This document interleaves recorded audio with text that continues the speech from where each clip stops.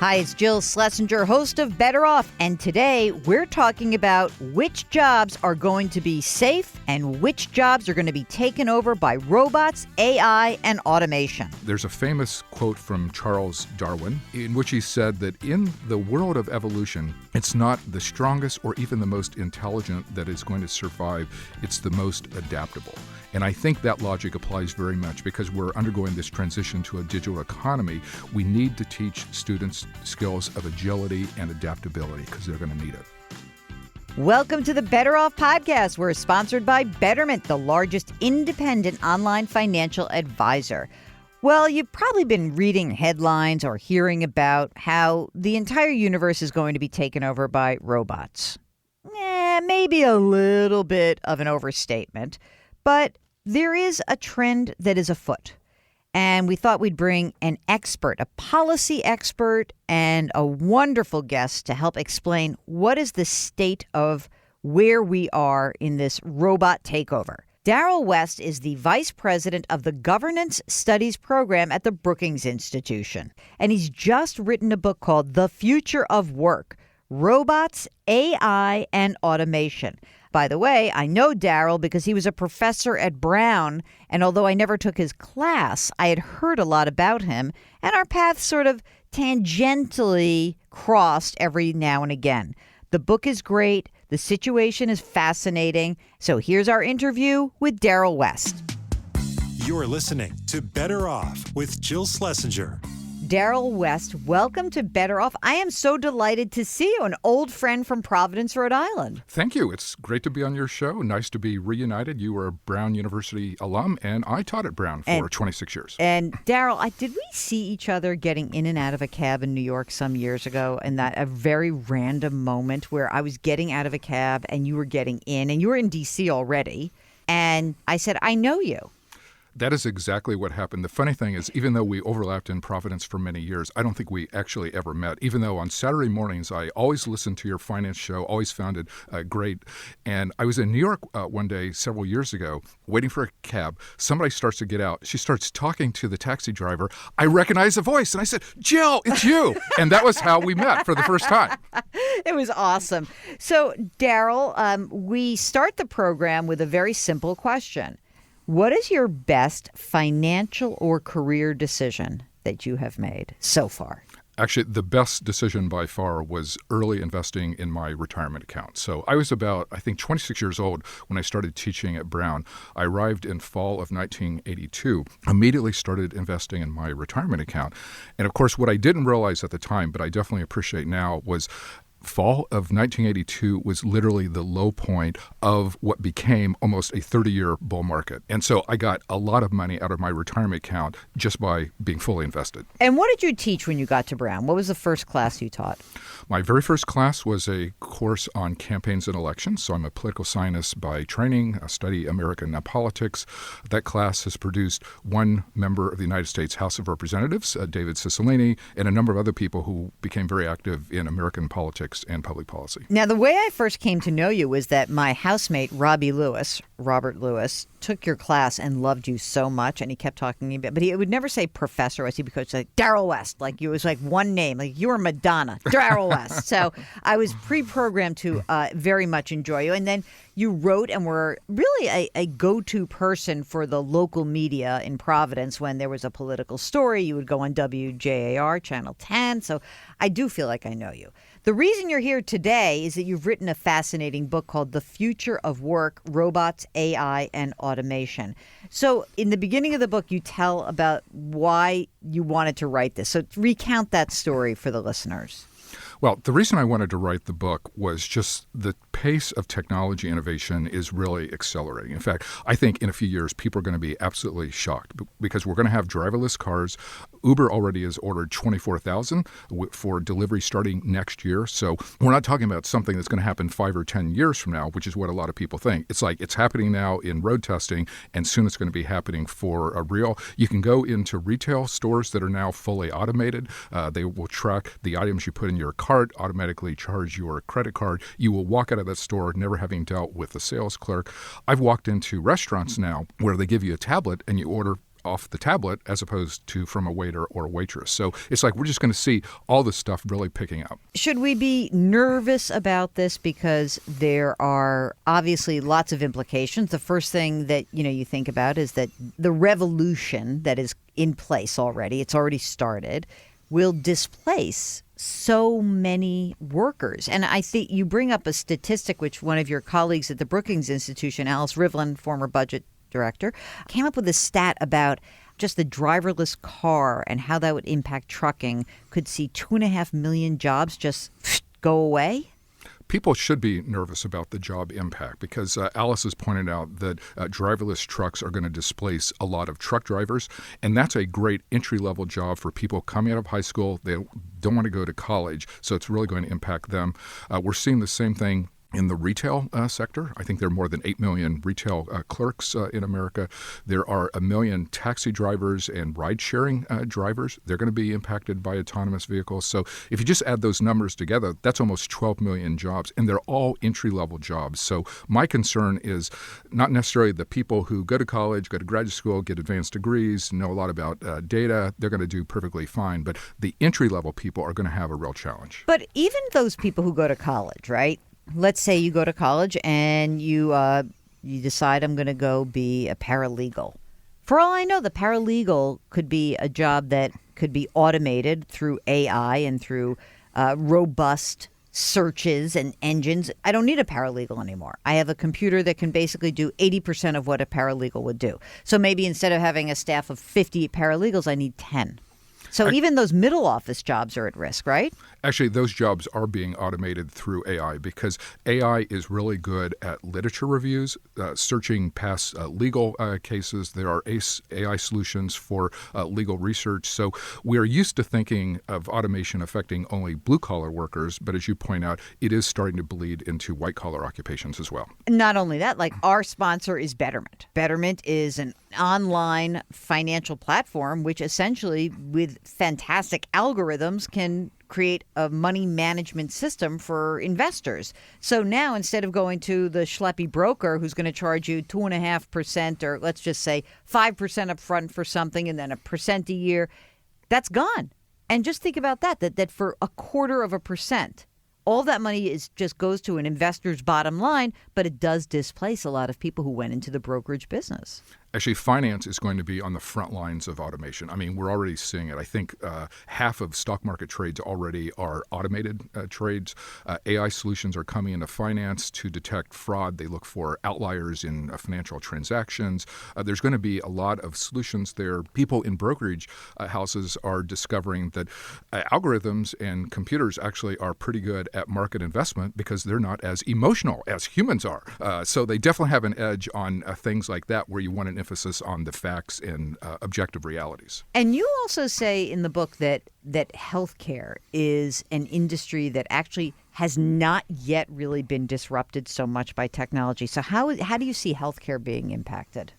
Healthcare has always been slow to embrace technology innovation. It's actually one of the reasons costs are so high there because it's very labor intensive and it's very hard to automate. But even there, we are starting to see things come in. So, for example, radiologists represent a field that are going to be subject to automation because there are AI solutions that are now learning how to read CAT scans and X-rays. And basically, if you show them a lot of CAT scans and say, this is an abnormality and this is a normal reading, if you show them enough, at the end of that process, that software will be almost 95% accurate in reading the CAT scan, which is very close to the accuracy level of a radiologist. You're kidding. Because I was about to ask you, so what's the accuracy of a human radiologist? Right now, humans have maybe a 2 to 3 percentage point advantage over those algorithms, but that range is disappearing. What about in education? I was really fascinated by the idea about how I don't know. So we met through Brown University, right? And you pay gobs and gobs of money to go to a school like that. Is that necessary, or can we just do online learning? Can you forego your 4-year keg party? Do you have to walk past Sigma Chi? Or can you just take an online course and get as much out of it? Well, at Brown, the high cost is completely warranted just by the quality of the faculty. So, thank you to all my former friends who are still on the faculty at Brown. Right, thank you. But the answer to your question is, yeah, there are lots of substitutions for real human teaching these days. There are lots of online courses that are very good. There are certificate programs that businesses are putting on. There are these massive online courses that can enroll 100,000 people. Now, of course, the secret is 95% of them do not finish the class, but still, that's 5,000 people who actually are able to finish it. And so, wait, why don't they finish the class? Just because the big challenge of online education is it's hard to approximate the same level of student engagement as you see in a teacher-led classroom. So that has been the Achilles heel, and that's one of the things that has limited automation in that field. But yeah, the online classes are getting better. Young people, of course, are growing up as digital natives, so they love everything online. They love their mobile phones. So they are completely comfortable taking education through the internet. Now, in the book, you sort of lay out what's going on with robots and AI and automation, and then you talk about how the workforce is going to have to be more flexible. Why does the workforce have to be more flexible? What if it just stays as is? Give me the worst case scenario right now. The workforce has to become more flexible just because there's going to be a lot more change, chaos, and uncertainty in the workforce. Now, automation is going to gradually phase in over a 10, 20, and 30-year time period. So it's not like tomorrow we're going to wake up and everything is automated. But what I tell young people today is, like, in my experience, I've had two employers in my adult life, Brown University and now the Brookings Institution. I tell young people they're not going to have that experience. They're going to have 6, 7, 8, or 9 different employers. They're going to shift across companies. They may shift across sectors. They're going to have to constantly upgrade their job skills. So it's not that people can't cope with this reality, but it's going to be a different situation. People of my generation and older generation is used to a lot more stability and continuity than is going to be the case for young people. You also cite a lot of research that shows that people are willing to do this, that they know they need to keep their skill level up. I remember even during the election, we had these, there were these big profiles of, like, these are the people displaced by the economy who are just disgruntled on both sides, right? One guy, I just remember this so well, he's like, I don't want to get retrained as a nurse. I was I worked in a Ford plant for 30 years. I don't want to do that.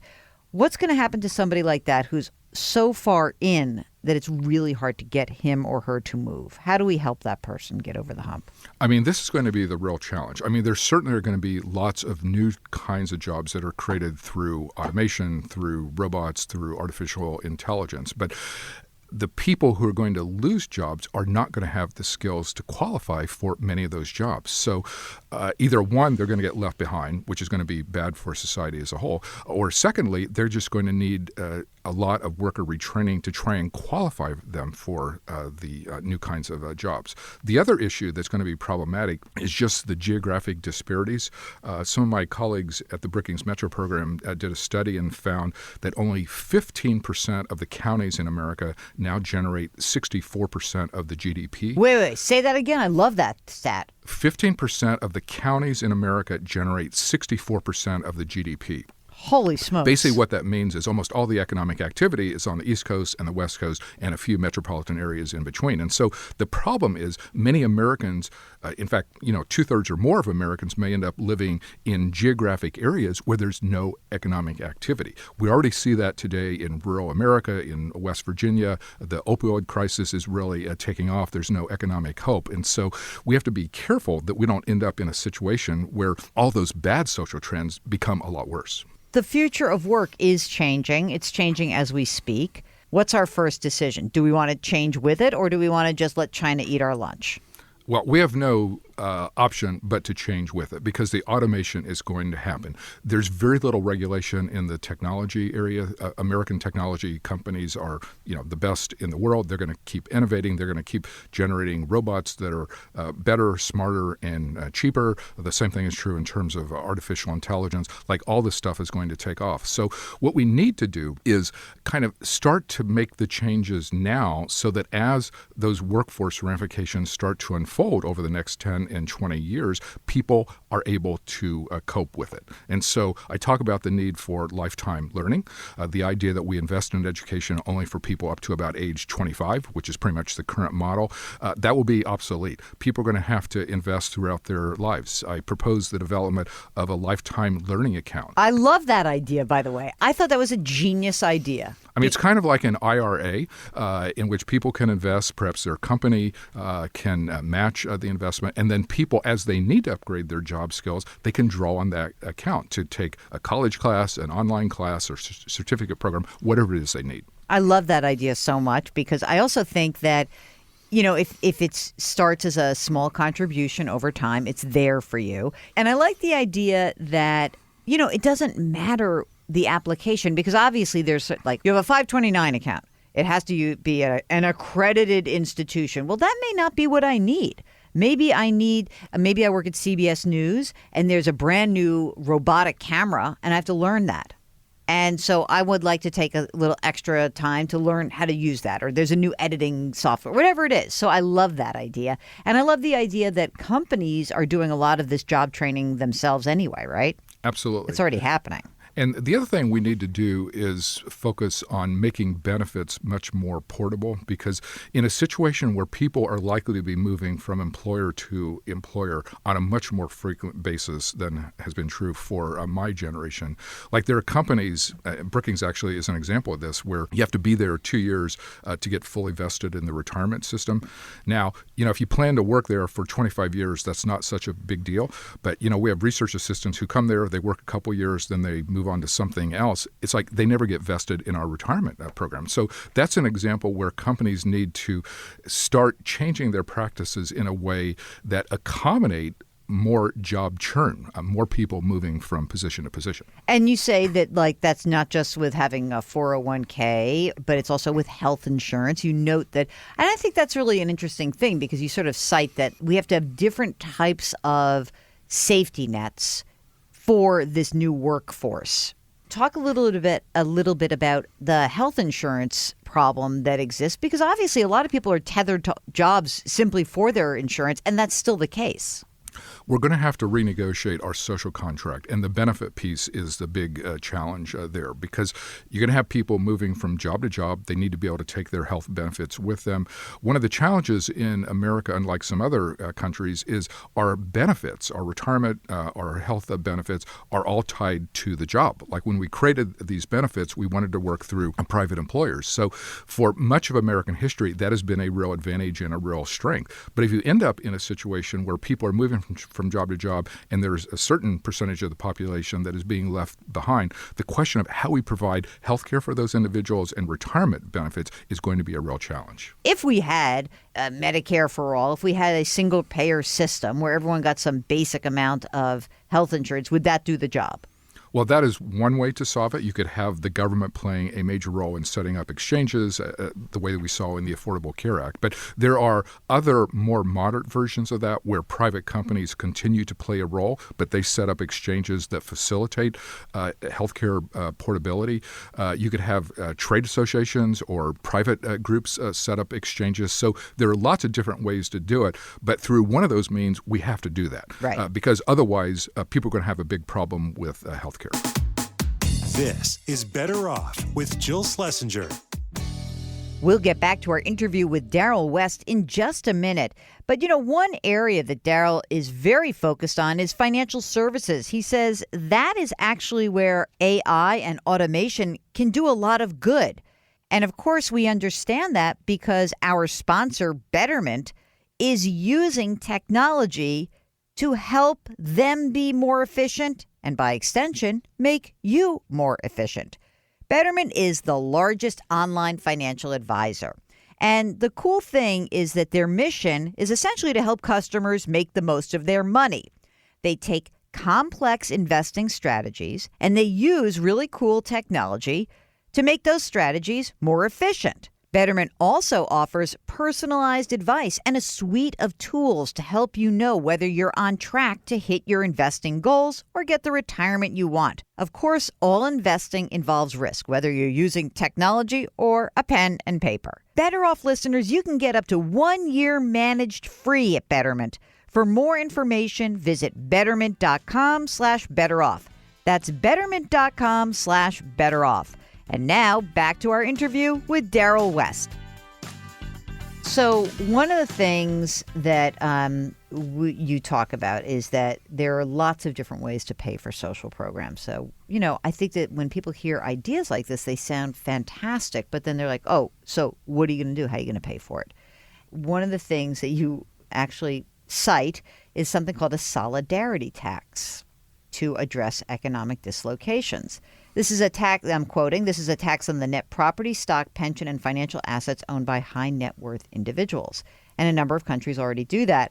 And you say, although it is likely he no longer would support this idea, billionaire Donald Trump proposed in 1999 a one-time wealth tax of 14.25% on people with a net worth of $10 million or more to help pay off the national debt. At the time, he said this would raise $5.7 trillion and it would put the country back on track. What is the possibility that a solidarity tax could go into effect in this country?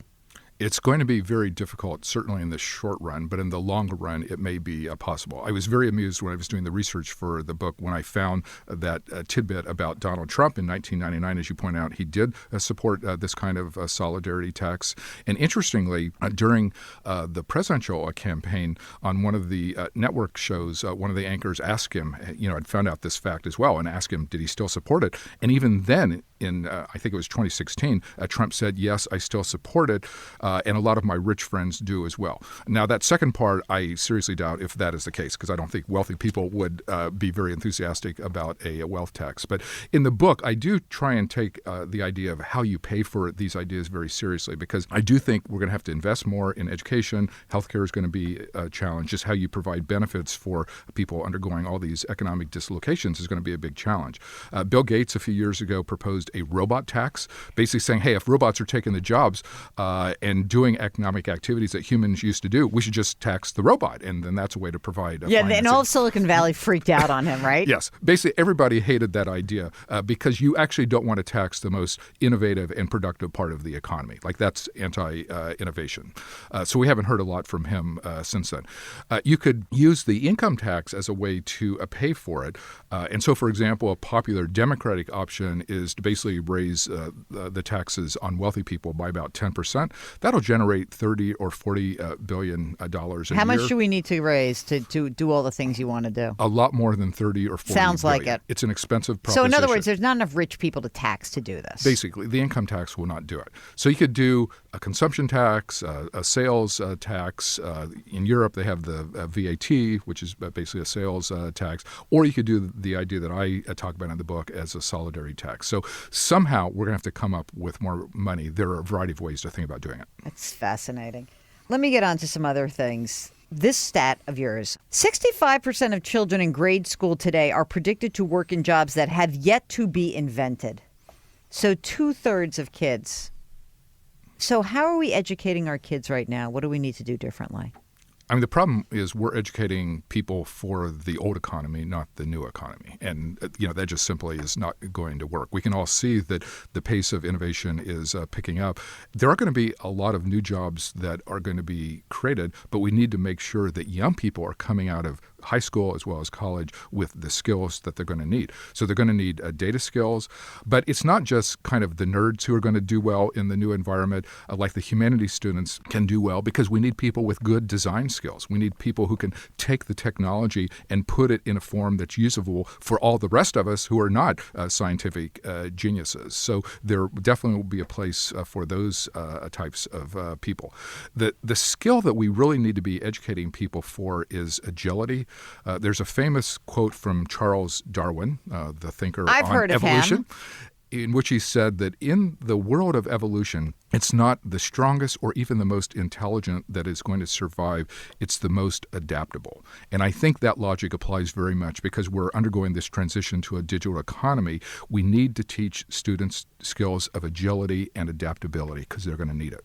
If you're thinking about the workforce, you're in your 30s, 40s, 50s, what are some courses that we should be taking, using, or at least exploring right now to help upgrade ourselves for what's coming? People need to be kind of thinking about what are the skills that they need in their particular job or a job that they would want that would help advance them.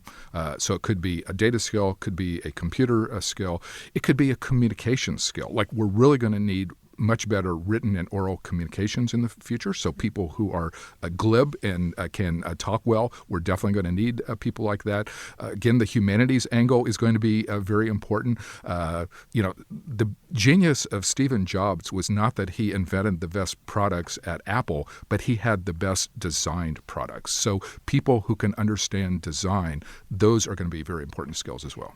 You know, we interviewed a mathematician on the show last year. Her name is Kathy O'Neill, and she wrote this book called Weapons of Math Destruction. It was sort of like a takedown of how algorithms are misused.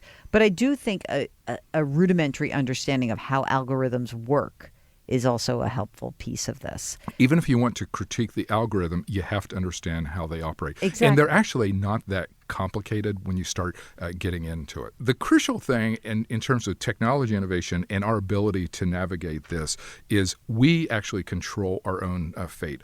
I think we will end up by 2050 in a situation that is either really good if we adopt the solutions that I outlined in my book, or in a situation that is really bad if we don't. I think it's a binary choice. This is not an era where political incrementalism is going to dictate what happens. Like small-scale solutions are not going to solve the problem. So we have to think big. We have to think long-term on a 10, 20, and 30-year time scale. But I think if we make the right choices, we could end up in a situation in 2050 that is really good for many people in America. As you know, you are a political scientist. When you look at the landscape today, are there politicians that give you hope? The politicians who give me hope are very few of the current leaders who are all members of the older generation. I think we really need to look to next generation leaders, both on the Republican side as well as on the Democratic side, people who don't like the current polarization, the gridlock, and the hyperpartisanship, and are starting to think creatively. I've had lunch with U.S.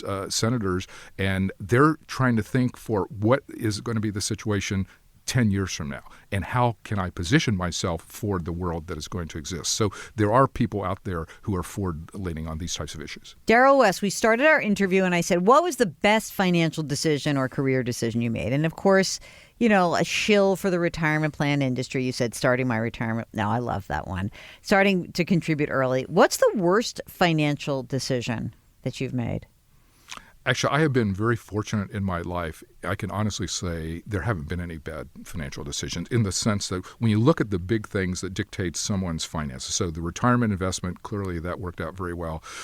My real estate decisions, I bought my first house in Providence in 1983 for $76,000. Where was that, please? On the east side, close to the university. Nice. And it was literally like the last 1 or 2 years in Providence where you could buy a house that cheaply. Almost immediately thereafter, prices escalated. I would not have been able to buy a house like 2 or 3 years later. So I was very lucky in my real estate investing. Any regrets on overly investing in your education? No. Not at all. No, we love a good investment. Actually, my favorite story on that is my mother worked at the Miami University of Ohio, where I grew up, because I grew up outside of Cincinnati.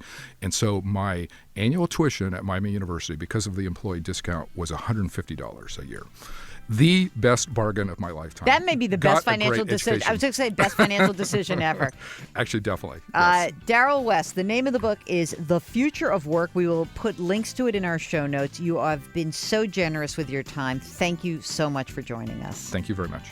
Don't forget, we drop new episodes of Better Off every Tuesday and Thursday. You can subscribe anywhere you get those podcasts: Apple, Google Play, radio.com, Stitcher. And don't forget to leave us a review. We got such a nice one. Totally made my weekend a couple weeks ago. So leave a review. Pump up my ego. I need it sometimes. If you want to get on the air with us, you can always send an email. Ask Jill at betteroffpodcast.com. Our music is composed by Joel Goodman. Mark Talercio is our excellent executive producer. We are distributed by Cadence 13, and we're sponsored by Betterment. See you next week.